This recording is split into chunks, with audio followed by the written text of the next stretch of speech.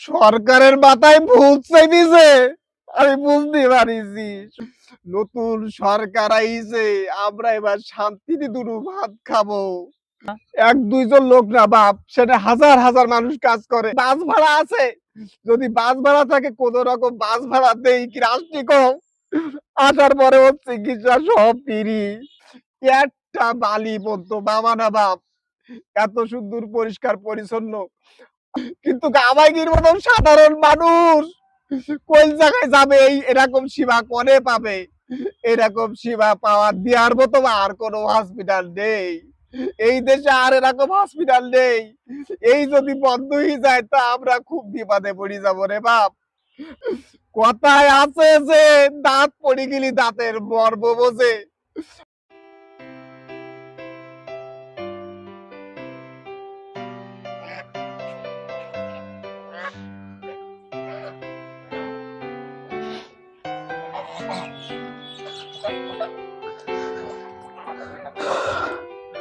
আসসালামু আলাইকুম চাচা। ওয়ালাইকুম আসসালাম। আমি তো তোমারই খোঁজ দিলাম বাপ। কেন? দরকারি কথা রয়েছে। যে গরম পড়তেছে, চলেন ওই গাছতলার দিকে যেই বসি। তা চলো বাপ, আচ্ছা। আমার খুব দরকারি কথা রয়েছে, মন মানসিকতা ভালো নেই, খুব দরকার তোমার আমার। চাচা যে গরম পড়তেছে, আসলে এই গরমের ভিতরে দেখেছেন গাছতলার মর্মটা বুঝেছেন? কিরম ঠান্ডা দেখেছেন এই জায়গাটা? এই কারণে আপনার বললাম চলেন গাছতলায় বসি কথা বলি। খুব ভালো হয়েছে, ঠান্ডা মাথায় ঠান্ডার কথা তো কচ্ছাও, ঠান্ডা হয়েছে ভালো হয়েছে, কিন্তু তুমি বাবা শুনি যাও, তুমি কি কিছু শুনি যাও? টিভিতে কি দেখি যাও কিছু? কি বিষয় চাচা?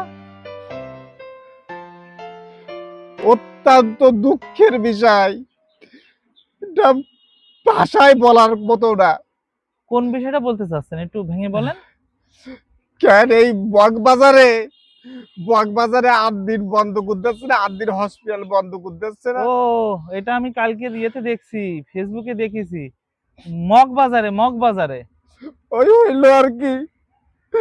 আহ, তা মগবাজারে যে বন্ধ করে দিচ্ছে, এটা তো কি ঘটনা ঘটেছে, ৬ জন শিশু নাকি মারা গেছে ওখানে, এটা দুর্ঘটনার কারণে ইয়ে করেছে। তো সেই হিসাবে যদি বন্ধ করতে হয় তাহলে করবে, সরকার যেটা ভালো মনে করবে সেটা করবে চাচা, এতে তো দুঃখ পাওয়ার কিছু নেই। বাপ তুমি যেটা কথা সেটাও ঠিক আছে, দুর্ঘটনামূলক মানুষ মারা যেতেই পারে, সে ঠিক আছে, আমরা সেই বিষয় দেখবো, সেটা সংশোধন করব। কিন্তু উল্টু ৮ দিন হসপিটাল এখন বন্ধ করে দিচ্ছে বাপ, তুমি বুঝতেই পারছিস না বাপ। ওই ৮ দিন হসপিটালে অন্তত হাজার হাজার মানুষ কাজ করে, তাই কি যদি কাজ বন্ধ হয়ে যায় তারা করে কাজ করবে? যে ৬ জন মারা গেছে, সে ৬ জনকে নিয়ে রাষ্ট্র যে ব্যবস্থা নিবে সেটাই সঠিক। কারণ কিনা হাসপাতাল যদি তাদের বন্ধ করার দরকার হয় তারা বন্ধ করবে, যদি তারা মনে করে কিনা এটা হচ্ছে চালু রাখতে হবে তাহলে চালু রাখবে। তো এইখানে তো আমাদের তো চিন্তা করার কোনো বিষয় না। তুমি যদি এই কথা বলো আব্দুল্লাহ বাপ, তুমি যদি এই কথা বলো, তাহলে তো এই যে কিছুদিন আগে ফেরিঘাটে ওই ওই বাস সহ পান্তি ডুবি বেরিয়ে গেল, তাহলে ওর ওর কি করবে? ওর কি ব্যবস্থা করবে? তুমি কও, ওর কি ব্যবস্থা করবে? ওইটা তো দুর্ঘটনা। তো এটাও তো দুর্ঘটনা, এটাও তো একটা দুর্ঘটনায়। আবার ওই বিভিন্ন ট্রেন লাইনে অ্যাক্সিডেন্টে মারা যায়, বিমান অ্যাক্সিডেন্টে মারা যায়, তাহলে এই সবগুলো কি করবে? তুমি তো সাপোর্ট নিয়ে কথা কচ্ছাও, তো এই সবগুলো আবার জবাব দাও। আচ্ছা আচ্ছা, আপনার কথা ঠিক আছে, আসলে তো এটাও তো দুর্ঘটনা। আবার আবার আমি একটা ভিডিওতে দেখলাম, যার মানে ওই যে ৬ জনের ভিতরে একজনের বাবা এসে বলল কি এটা আসলে দুর্ঘটনা, কিন্তু হচ্ছে আমরা চাই কি এর বিচার হোক। হ্যাঁ, আমরাও চাই এর বিচার হোক। কিন্তু আসলে তো হসপিটাল বন্ধ করা ঠিক না। আমি তো বিষয়টা এত গভীরভাবে কখনো ভেবে দেখিনি চাচা। আপনি যখন বলতেছেন তখন তো আসলে তো ভাববার বিষয়। কারণ এত বড় হসপিটাল, সেই জায়গায় আহ, হাজার হাজার মানুষ কাজ করে, তো এক দুইশো এক দুইজন লোকের কথা না। এক দুইজন লোক না বাপ, সেটা হাজার হাজার মানুষ কাজ করে। তা ঠিক আছে বাপ, তুই ওই জায়গায় এখনো 400-500 রুগী রয়েছে, তাইগির আইসির দরকার। তাহলে ওরা এখন এক্ষুনি যদি উকির বার করে দেয়, তাহলে ওরা কোন জায়গায় যাবে? তুমি আমার একটু জবাব দাও। না না না, এইটা তো আসলে তো এটা খারাপ হচ্ছে না। এই যে ঠিক আছে, সে লাইসেন্স বাতিল করুক, যাই করুক, তাহলে সে জায়গার যে রুগীগুলো রয়েছে হ্যাঁ সেগুলো তো আজকে তো আবার গতকালকে বৃহস্পতিবার হচ্ছে লাইসেন্স বাতিল করেছে, তাহলে হ্যাঁ, আজকে হ্যাঁ, শুক্রবার, আজকের ভিতরে তো এই তো ঢাকায় তো হাসপাতালে যাওয়া তো খুব কঠিন ব্যাপার। খুব দুঃখের এ তো বিষয় বাপ। অন্য জায়গায় হবে না। আর আমি আসলে তো জিনিসটা আমারও এবার বুঝতে পারছি, বিষয়টা আসলে তো অন্যদিকে যাচ্ছে। সব কথা যাক বাপ, তুমি তো ভালো করেই জানো যে আমি অ্যাক্সিডেন্টে আমার পা নষ্ট হয়ে গেল, নাট মারা ছিল। হ্যাঁ হ্যাঁ। কত হসপিটাল ঘুরেছি রে বাপ, কত জায়গায় গেছি, আমার এই 5 জন কেউ আমার এই পা ভালো করতে পারেনি। আমার কাছে টাকা পয়সা কিচ্ছু নেই। আমার এক ভাতিজা ছিল, ওর সাথে যোগাযোগ করি, ও আবার বললো কি যে আচ্ছা আমি ঠিক আছে, আমি একটা ব্যবস্থা করতেছি। ওই 8 দিন, ওই 8 দিনের কাছে নাকি ফোন করিল। ফোন করলি বললে আমার এক চাচা রয়েছে, তার টাকা পয়সা কিচ্ছু নেই। তা 8 দিনের লোক বললো যে ওর কোনো টাকা পয়সা লাগবে না, ওর কি বাস ভাড়া আছে? যদি বাস ভাড়া থাকে কোন রকম বাস ভাড়া দেই কি রাষ্ট্রী কম। আসার পরে ওর চিকিৎসা সব ফ্রি। এমন একটা হসপিটাল যদি বন্ধ করিয়ে দেয়, শুধু আমার কথা না ওই জায়গায়, শুধু আমার কথা না, এরকম আরো বহু লোক আছে তারা ফ্রি চিকিৎসা পেয়েছে। আর তুমি তো জানো না বাপ, ওই জায়গায় যে কত পরিষ্কার পরিচ্ছন্ন, অনেক গেলি তোমার আর আসতে ইচ্ছা হবে না।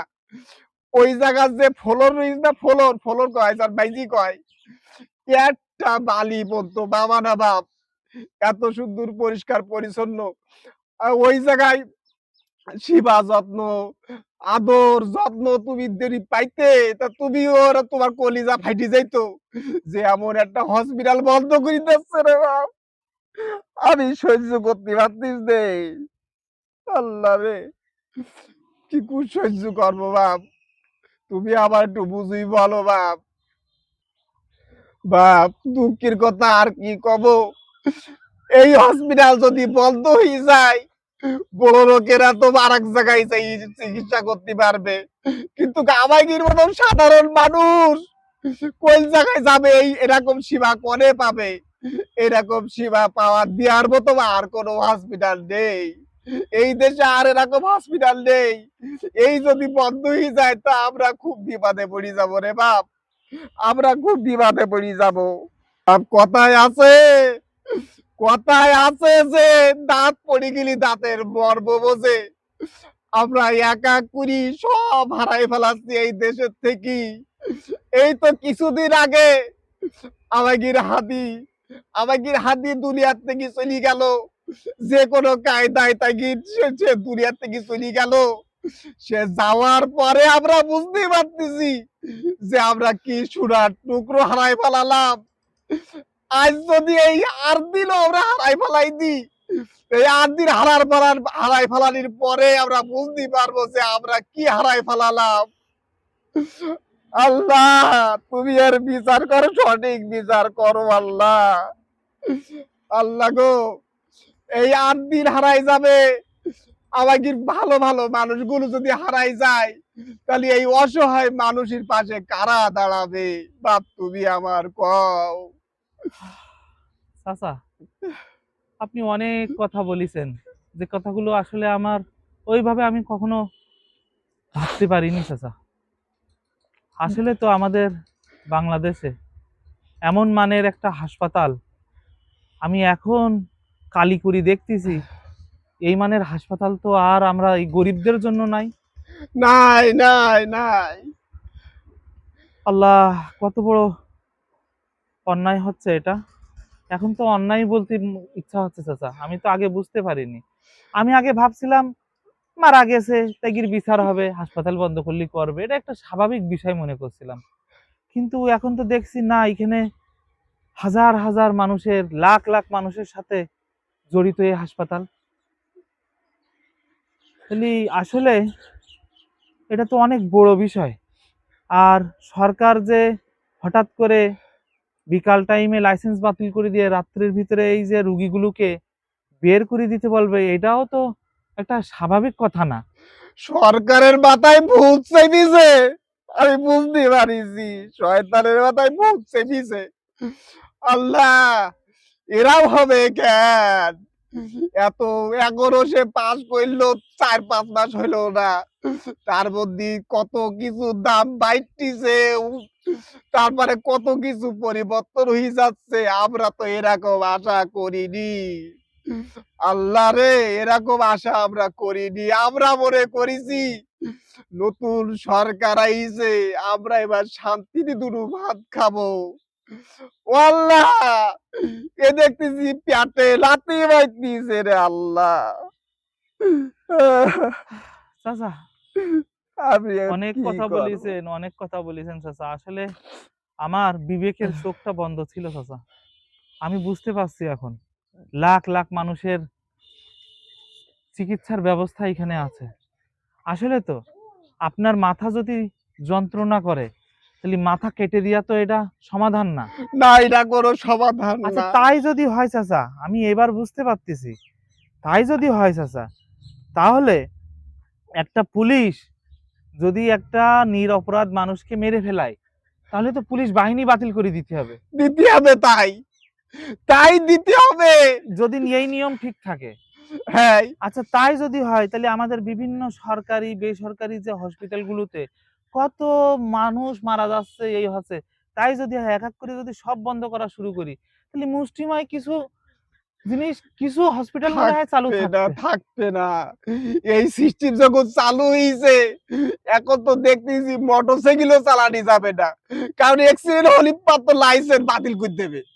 তখন মোটরসাইকেলও তো কেউ চালাতে পারবে না। আল্লাহ, কোন চিন্তা করব? না চাচা, আসলে আমাদের তো চিন্তা করার বিষয় এটা। কি, একটা হাসপাতাল একটা দুর্ঘটনার কবলে পড়িছে, একটা সমস্যা হয়েছে, সেই সমস্যার সমাধান করবে। হ্যাঁ, সমস্যার সমাধান কিন্তু করুক। এটা এত বড় হসপিটাল সেটা বন্ধ করে দেবে, এটা তো আসলে তো আশ্চর্য। এ তো আশ্চর্য কথা একেবারে। আব্দুল্লাহ বাপ, তোমরা তো শিক্ষিত মানুষ, তোমরা তো বোঝো একটা প্রতিষ্ঠান তৈরি করতে গেলি কত পরিশ্রম, কত টাকা পয়সা লাগে। এ তো তোমরা জানো, বোঝো। আর সে এমন প্রতিষ্ঠান বন্ধ করতেছে, বহুত চেষ্টা করি আমরা পাবো না। এমন প্রতিষ্ঠান আমরা কোনে পাবো? তুমি বলো বাপ। তুমি কি জানো বাপ, কালকে রাতের ঘটনা টিভিতে দেখলাম, কারোর মা, কারোর বাবা, কারোর সন্তান, কারোর বাচ্চা হবে, এখন কি অবস্থা, এরা এখন কোন হসপিটালে ভর্তি করবে? কারোর আইসিতে ভর্তি করতে হবে।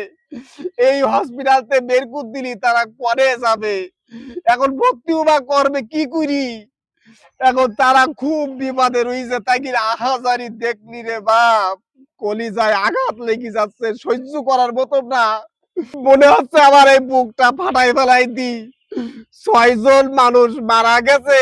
মারা তো যেতেই পারে, যে কোনো কারণে, যে কোনো দুর্ঘটনায় মারা তো যেতেই পারে, সে তো ঠিক আছে। কিন্তু এই যে এখন হাজার হাজার মানুষ, 6 জন মানুষের জন্য যে হাজার হাজার মানুষের পরিবার ধ্বংস হয়ে যাচ্ছে, হাজার হাজার মানুষের জীবনে টানাটানি পড়ে যাচ্ছে, এর দায়ভার কারা নেবে? তুমি বলো বাপ। এই হাজার হাজার মানুষ যারা চাকরি করতো, তারা এখন পরে চাকরি করবে, তাই কি সংসারের দায়িত্ব কিরা নেবে? তাই কি কিরা পরিবার চালাবে? এর প্রতিবাদ করার মতো কেউ নেই। তুমি এখন এর বিচার, আমি বিচার চাই। আমি এই সরকারের কাছে আমি বিচার চাই। এখন ইগির পাশে কারা দাঁড়াবে? এই কলিজা আমার আর সহ্য হচ্ছে না, আমার অন্তরে আমার সহ্য হচ্ছে না আর। আচ্ছা, আসলে আপনি যে কথাগুলো বলেছেন, আসলে হৃদয় আঘাত করার মতো। আমরা জানি না এই দেশে আমাদের কি মূল্য আছে। আমার কি কোনো মূল্য নেই? আমার কি কোনো মূল্য নেই? মহান আল্লাহর কাছে দোয়া করি চাচা, আল্লাহ যেন যদি কোনো ষড়যন্ত্র হয়ে থাকে আল্লাহ, তুমি এই ষড়যন্ত্রকে দূর করে দাও। আসলে চাচা আমি খুব মর্মাহত হয়েছি, আমি বিষয়টা এত গুরুত্বভাবে কখনো ভাবিনি চাচা। তো আপনার কাছ থেকে শুনলাম, বুঝলাম, খবরেও যেটা থেকেছি, আসলে তো জিনিসটা আমাদের, আমরা এই দেশে যে একটা নাগরিক, ভালো নাগরিক, এ তো কোনো দিক দিয়ে আমরা পাচ্ছি না। আমাদের কোনো অধিকারই ঠিক মতন রাখা হচ্ছে না। আসলে চাচা আপনার এই কথাগুলো হৃদয়ে আঘাত করে চাচা। এই যে হাজার হাজার মানুষ এখন যে কি বড় বিপদে ঢাকার বুকে, এটা আসলে চিন্তা করার বিষয়। আল্লাহ যদি কোনো ষড়যন্ত্র হয়ে থাকে, এটা আল্লাহ তুমি এই ষড়যন্ত্রের মুখ থেকে আমাদের এই সুন্দর একটা প্রতিষ্ঠান আদ্দিন হসপিটালকে তুমি আল্লাহ মুক্ত করে দাও। ইয়া আল্লাহ, আল্লাহ, ইয়া আল্লাহ, আমাদের আল্লাহ আমাদের তুমি আল্লাহ রহম করো আল্লাহ। বাংলাদেশে আদ্দিন হসপিটালকে নিয়ে আল্লাহ যদি কোনো ষড়যন্ত্র হয়, আল্লাহ তুমি সেটাকে তুমি ধ্বংস করে দাও। আমিন, ইয়া আল্লাহ আদ্দিন হসপিটালে আল্লাহ যে রুগীরা ভর্তি আছে আল্লাহ তাদের কষ্ট কি তুমি আল্লাহ কমিয়ে দাও। আমিন, ইয়া আল্লাহ আদ্দিন হসপিটালে আল্লাহ যারা কর্মসংস্থানে কাজ করে, যারা কাজ করে আল্লাহ তাদেরকে ধৈর্য দাও। ইয়া আমিন, আল্লাহ 6 জন যে শিশু মারা গেছে তাদেরকে জান্নাতুল ফিরদাউস দাও। আমিন, তাদের পরিবারকে ধৈর্য ধারণ করার শক্তি দাও আল্লাহ। আমিন, আমি তো প্রথমে বুঝতে পারি নাই আল্লাহ কত বড় ক্ষতি হয়ে যাচ্ছিল আমার দেশের। এখন বুঝতেছি আল্লাহ, ইয়া আল্লাহ যদি আমার রক্ত লাগে তুমি আমার রক্ত নাও। আল্লাহ, আমার সেই ক্ষমতা নেই আল্লাহ যে আমি এত বড় হসপিটাল করতে পারবো, কিন্তু আমার ক্ষমতা আল্লাহ তুমি দিয়ে দাও যাতে আমি হসপিটালের পাশে দাঁড়াতে পারি। আমিন, ইয়া আল্লাহ আল্লাহ, যদি আমাদের রক্ত লাগে তুমি নাও, কিন্তু হসপিটালকে টিকিয়ে দাও। আমিন, লাখ লাখ মানুষ এখান থেকে উপকারিত হয় আল্লাহ, লাখ লাখ মানুষ। ইয়া আল্লাহ আমাদের থেকে তুমি ভালো জানো, এই হসপিটালের প্রতিনিধি যারা আছে তাদের মনের নেক উদ্দেশ্যগুলো তুমি জানো। যদি তাদের ভিতরে কোনো ভুল ত্রুটি থাকে সেগুলো তুমি ক্ষমা করে দাও আল্লাহ। আমিন, ইয়া আল্লাহ যারা চিকিৎসাধীন আছে আল্লাহ তাদেরকে সুস্থতা দাও। ইয়া আমিন, আল্লাহ এই 6 জনের জন্য আল্লাহ হাজার হাজার মানুষকে তুমি বিপন্ন করো না আল্লাহ। হাজার আমিন, হাজার মানুষের জীবন তুমি বিপদে ঠেলে দিও না। আমিন, বর্তমান আল্লাহ যারা রাষ্ট্র ব্যবস্থা আছে আল্লাহ তাদের সুবুদ্ধির উদয় দাও, সঠিক সিদ্ধান্ত আমিন, নেওয়ার তৌফিক দাও আল্লাহ। ইয়া আমিন, আল্লাহ তোমার দরবারে হাত তোলা ছাড়া আমাদের কোনো উপায় নাই, তুমি আমাদের হাতখানিকে ফেরত দিও না। ইয়া আল্লাহ আমিন, মনের থেকে আল্লাহ দোয়া করি যে বাচ্চারা এখনো আইসিইউ তে আল্লাহ ভর্তি আছে তাদের কি হবে জানি না, অনেকের ডোজ চলতেছে আল্লাহ, অ্যান্টিবায়োটিক ডোজ আল্লাহ চলতেছে, তুমি তারা সাহায্য কিভাবে দিবে জানি না। ইয়া আল্লাহ তুমি তাদেরকে সাহায্য করো, সেই পিতামাতাকে আমিন, ধৈর্য দাও। 6 জনের আমিন, জন্য আল্লাহ শত শত মানুষের জীবন বিপন্ন যেন না হয় আল্লাহ, এর একটা সুস্থ সমাধান আমিন, দাও। আমিন, ইয়া আল্লাহ আদ্দিন হসপিটাল যাতে আল্লাহ আবারও তার সেবাতে ফেরত আসতে পারে সে তৌফিক তুমি তাকে দান করো। আমিন, ইয়া আল্লাহ সর্বশেষ তোমার দরবারে আল্লাহ চাই তুমি আমাদের ক্ষমা করে দাও। ইয়া আমিন, আল্লাহ আমাদেরকে তুমি ক্ষমা করে দাও, আমাদেরকে আমিন। তুমি ক্ষমা করে দাও।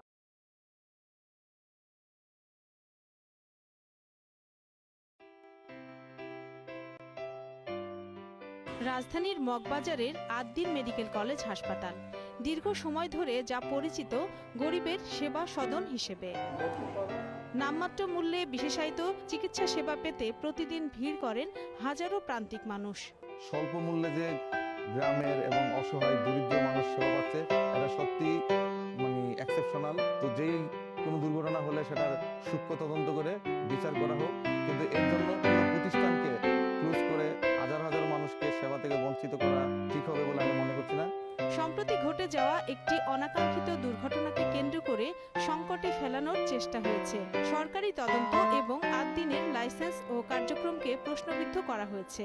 যে সব প্রবলেমগুলো শোনা যাচ্ছে এগুলো আমার কাছে সম্পূর্ণ উদ্দেশ্য প্রণীত মনে হয়। প্রতিষ্ঠান ক্ষতিগ্রস্ত করার কোনো মানে হয় না।